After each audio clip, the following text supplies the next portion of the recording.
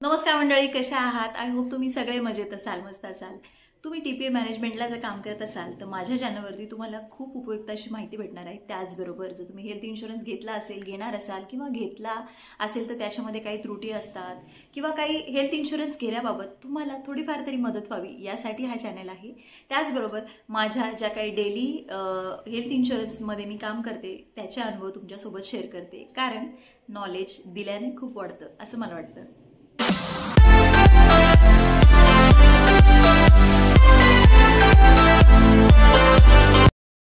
तर मंडळी, आजचा टॉपिक आहे टीपीए मॅनेजमेंटमध्ये कसं काम करायचं आणि ते का चांगलं करायचं, का उपयुक्त करायचं, किंवा टीपीए मॅनेजमेंटमध्ये बेस्ट वर्क कसं होईल याबद्दलचा हा व्हिडिओ आहे.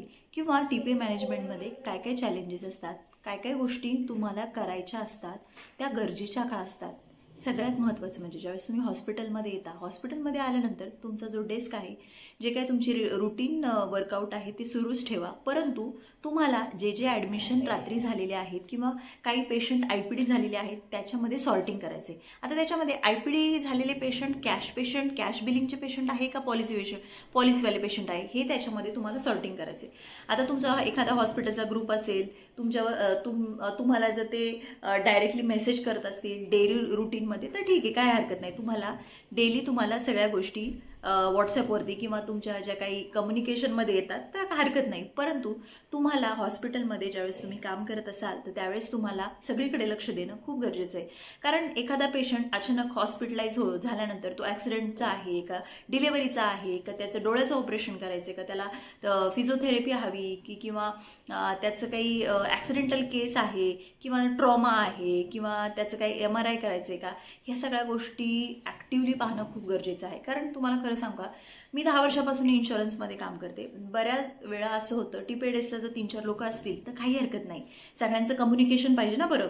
कारण कम्युनिकेशन गॅप नको, कारण कुणी मिस होऊ शकतं पेशंट, किंवा कधी कधी असं समजतं की हे 2 दिवसांनी ॲडमिट झालेलं आहे परंतु त्या पेशंटचा आपण प्रिऑथ रिक्वेस्टच पाठवली नाही आहे. बापरे, हे खूप टेन्शनचं काम होतं. त्याच्यामुळे तुम्ही ज्यावेळेस येता हॉस्पिटलमध्ये त्यावेळेस कोण ॲडमिट झालेलं आहे, पेशंट कशासाठी ॲडमिट झालेला आहे, पेशंटचे KYC डॉक्युमेंट आहे का, पेशंटकडे प्रिस्क्रिप्शन आहे का, लॅब रिपोर्ट आहे का, पॉलिसी व्हॅलिड आहे का, ह्या सगळ्या गोष्टी तुम्हालाच पाहाव्या लागतात. कारण एखादा क्लेम डिनाय झाला तर बऱ्यापैकी तुमच्यावर सुद्धा ते येऊ शकतं. त्यामुळे नक्कीच काळजी घ्या.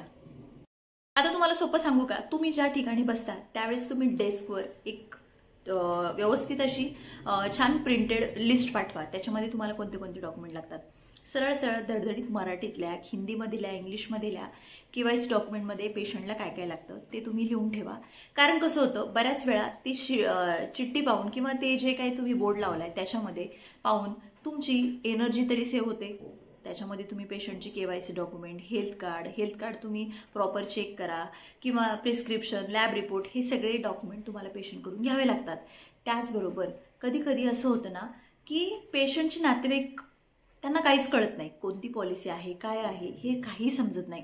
आणि तुम्हाला खरं सांगू का, बायकांच्या बाबतीत हे नेहमीच होतं.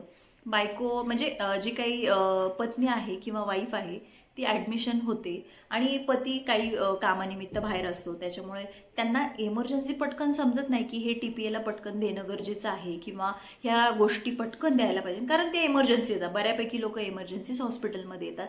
त्यामुळे जे काही मेडिक्लेमचं कार्ड आहे, जे काही सगळ्या गोष्टी आहेत ना, तर ते तुम्ही व्यवस्थित सोबत कॅरी ठेवा, कारण घाई गडबडीमध्ये प्रॉब्लेम होऊ शकतो. हे झालं पेशंटच्या रिलेटिव्हसाठी मेसेज.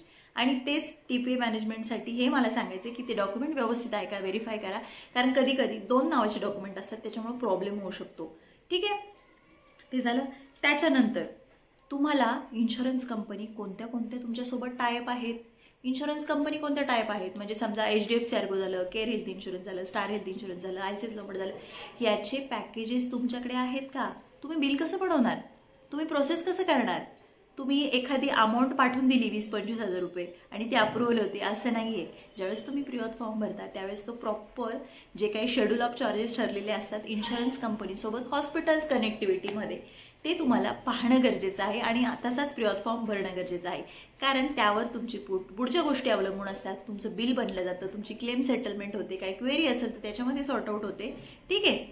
त्याचबरोबर सगळ्यात महत्त्वाची गोष्ट TPA आणि इन्शुरन्स कंपनी. आता बऱ्याच वेळा काय होतं ना, तुमच्याकडे पॅरामाऊंट टीपी आहे बरं, पण आयसीआयसी लोंबार्ड कंपनी त्याची. मग आयसीआयसी लोंबार्ड कंपनी आहे पण आयसीआयसी लोंबार्ड कंपनी तुमच्यासोबत कनेक्ट नाही आहे, पण पॅरामाऊंट टीपी आहे बरं. मग त्यावेळेस केस होते का? बऱ्यापैकी केस होते. पण जरी होत नसेल तर तुम्हाला थोडीशी मेहनत घ्यावी लागते प्री ऑथ रिक्वेस्ट पाठवण्यासाठी. त्याचबरोबर तुम्हाला ज्या काही कनेक्टिव्हिटी आहे ह्या सगळ्या माहिती पाहिजे बरं. पोर्टल्स कसे असतात, पोर्टलची लॉगिन आय डी तुम्ही सेव्ह केलेत का? आणि काय होतं ना, तुम्हाला सांगू का मंडळी, ज्यावेळेस तुम्हाला एक्सपिरियन्स असेल ना, हळूहळू तुम्ही काम करत जाल ना, त्यामुळे काही प्रॉब्लेम होणार नाही. त्याच्यामुळे सगळ्या गोष्टी तुमच्या सोबत असल्या पाहिजे, फोल्डरमध्ये असल्या पाहिजे. जे काही टीपीचे कॉन्टॅक्ट डिटेल्स असतात, ज्यांच्यासोबत तुम्ही कनेक्शन केलेलं असतं, त्यांचा वेलकम मेल, त्यांचा फोल्डर, त्यांची रेट लिस्ट, हे प्रॉपर फोल्डरमध्ये करून ठेवा. त्याच्यामुळे तुम्हाला काहीच प्रॉब्लेम येणार नाही. ठीक आहे. त्यानंतर आता कसं होतं, जे काही तुमच्यासोबत आरएमओ डॉक्टर असतात किंवा जे काही कन्सल्टंट असतात त्यांच्यासोबत सुद्धा एक चांगलं बॉन्डिंग ठेवणं गरजेचं आहे. कारण सगळ्याच गोष्टी, जर तुम्ही डॉक्टर असाल तर वेल अँड गुड, तुम्हाला सगळं माहीत असतं. परंतु जे काही ट्रीटमेंट देणारे डॉक्टर असतात ते नोट्स कसे टाकतात, त्यांचं कधी कधी अक्षर समजत नाही किंवा त्यांचे स्टॅम्प तुम्हाला रेडी करून ठेवावे लागतात. जो काही प्री ऑथ फॉर्म तुम्ही पाठवता त्याच्यामध्ये जे काही ट्रीटमेंट देणारे डॉक्टर आहेत त्यांचा स्टॅम्प हा कंपल्सरी लागतो बरं. त्याच्यामुळे सगळ्या डॉक्टरांची स्टॅम्प तुमच्यासोबत असणं गरजेचं आहे. त्याचबरोबर ज्यावेळेस तुम्ही प्री ऑथ रिक्वेस्ट पाठवता त्यावेळेस त्याच्यामध्ये जे काही पास हिस्ट्री आहे किंवा कन्सल्टेशन काय म्हणतात त्याला, प्री ऑथरायझेशन जो फॉर्म असतो त्याच्यामध्ये प्रोव्हिजनल डायग्नोसिस प्रॉपर टाकले का, एखादी सर्जरी करायची तर त्याच्यासाठी किती रेट टाकायचे, हे सगळं तुम्ही कम्युनिकेशन क्लिअर करा. कारण एखादी छोटी जरी चूक केली ना तर ते सगळं तुमच्यावर येतं. त्याच्यामुळे तुम्हाला सगळं ॲक्टिव्हली सगळं पाहणं, प्रामाणिकपणे काम करणं आणि सगळ्या ठिकाणी वेळ देणं खूप गरजेचं आहे मंडळी. कारण मी सुद्धा त्यातून गेलेली आहे, मी सुद्धा चुका केल्यात, मी काही परिपूर्ण नाही आहे, पण तुम्हाला छोट्या छोट्या गोष्टी पाहणं गरजेचं आहे. ठीक आहे. त्यानंतरचा मुद्दा आहे की तुम्ही ज्यावेळेस रेग्युलर काम करता त्यावेळेस खूप काही शिकता. त्याच्यामध्ये आणखी एक गोष्ट ॲड ऑन होते, सेटलमेंट. सेटलमेंट म्हणजे काय की तुम्ही जे आता ॲडमिशन डिस्चार्ज करत गेलाय, परंतु तुम्हाला क्लेम सबमिशन करायचे, कुरिअर पण करायचे, पेंडिंग पेमेंटची फॉलोअप करायचे, एक्सेल शीट तयार करायची. तुम्ही डाटा कसा मेंटेन करता बरं? डाटा तुम्ही कसा मेंटेन करा, मला स्क्रीनशॉट किंवा मला तुम्ही कमेंट बॉक्समध्ये सांगा. मी कसा डाटा मेंटेन करते ना त्याची तुम्हाला मी शीट पाठवते. ठीक आहे. त्याचबरोबर जे काही तुम्ही डॉकेटचे मेल करता किंवा जे काही कुरिअर करता त्याची पीओडी प्रॉपर ठेवली का, प्रॉपर पीओडी ठेवून तुम्ही पीओडीचा नंबर तिकडे पुढे शेअर केला आहे का, पोर्टलवर व्यवस्थित क्लेम सबमिशन केलं आहे का, ह्या छोट्या छोट्या गोष्टी खूप म्हणजे अतिशय महत्त्वाच्या आहे. कारण कसं होतं ना, मोठ्या हॉस्पिटलला ज्यावेळेस लाख लाख रुपये बिल होतं ना त्यावेळेस सेटलमेंट करणं तितकंच तुमचं जबाबदारीचं काम वाढतं. मल्टिपल हॉस्पिटलमध्ये ज्यावेळेस तुम्ही काम करता त्यावेळेस खूप साऱ्या गोष्टी नवीन असतात, रोज तुम्हाला नवीन चॅलेंजेसला फेस करावं लागतं. क्लेम डिनायल न होऊ दे हे सगळ्या डॉक्टरांच्या डोक्यात असतं, परंतु क्लेम तुमच्याकडून सुद्धा डिनायल होतो. प्री ऑथ फॉर्म तुम्ही चुकू शकता किंवा तुम्ही KYC डॉक्युमेंट आहे ते प्रॉपर नाही पाठवले, प्री ऑथ फॉर्ममध्ये जे काही डायग्नोसिस आहे IPD पेपर भलतेच पाठवलेले, पॉलिसी एक्सपायर झालेली आहे, पेशंटनी काही सुसाईड अटेम्प्ट केले तुम्ही भलतंच पाठवलेलं आहे, किंवा एखादा पेशंट व्यसन करतो आहे आणि तो पडला आहे त्याचं ऑर्थोचं जे काही डिक्लेरेशन आहे ते तुम्ही घेतलेलं नाही आहे. छोट्या छोट्या गोष्टी खूप महत्त्वाच्या असतात, त्यामुळे क्लेम डिनायल होऊ शकतो. आणि मी आता तुम्हाला बऱ्यापैकी कव्हर करून दिलेला आहे.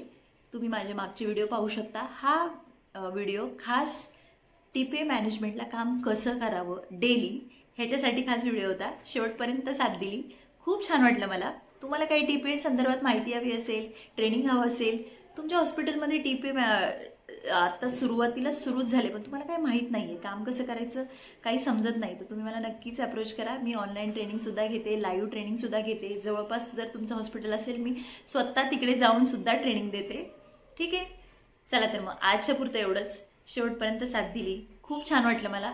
चॅनलवर नवीन असाल तर सबस्क्राईब करा आणि भरपूर ठिकाणी हा चॅनल तुम्ही स्प्रेड करू शकता. ह्याच्यामध्ये तुम्हाला health insurance, TPA management, cashless department आणि जे काही तुम्हाला महत्त्वाच्या गोष्टी वाटतात त्या सगळ्या आहेत.